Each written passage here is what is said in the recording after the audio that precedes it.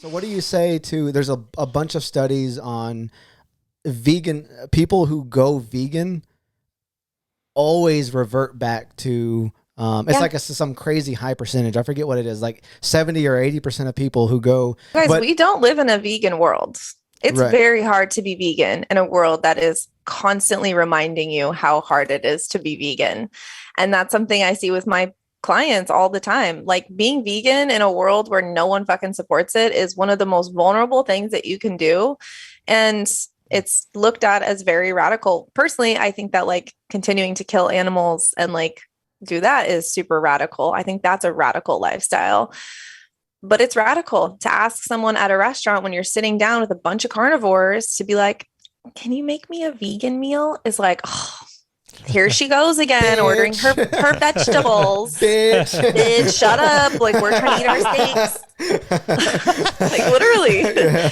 So it's hard, It's like when we go ahead. first went when we first went vegan, like we couldn't have dinner with people because it's not like we were the people that were like, now we're kind of those people, but we weren't the people that were like, oh, we can't like eat when you guys are eating meat. Like we were trying to be like as like open and accepting as possible, but people would just like sit down and fucking grill us. Like it Mm, would be like this conversation, but not respectful and just mean, yeah. grilling us while we're just trying to eat or while we're having beers with people. And it just got to be so awful to the point where like a lot of our old friends that we had before we were vegan, we barely hang out with because when we start drinking, they start to just be assholes to us. And I imagine that's what a lot of people go through. Or if someone who, let's say, has been vegan for 10 years has an idea of maybe not being vegan, they're going to find a million things out there that's going to support the argument for them not to be vegan. Because you also have to think of all the money that's in meat and dairy. Like, there's so much fucking money behind that. There's, like, if you think of the food pyramid, everything we've ever been taught about nutrition in school has been funded by the fucking meat and dairy industry. Like, it's ingrained in our deep subconscious.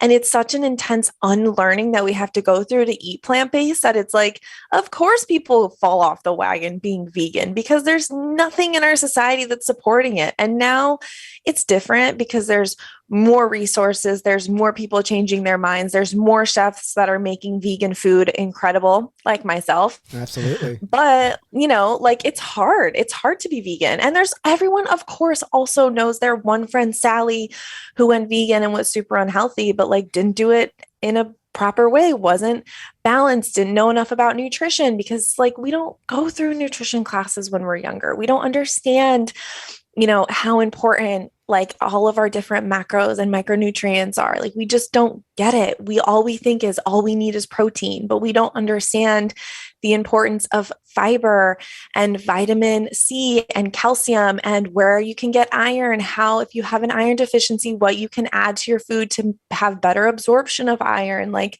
nobody knows this. Everyone just thinks that you get protein from animals and you can only get iron from red meat. And that's what people think. And it's like not true, Yeah. So it's a deep unlearning. And of course, there's always going to be people that tried vegan and it didn't work for them, or they found a different way or got convinced by somebody else. But I don't know, man. Yeah. It's hard. It's hard out here.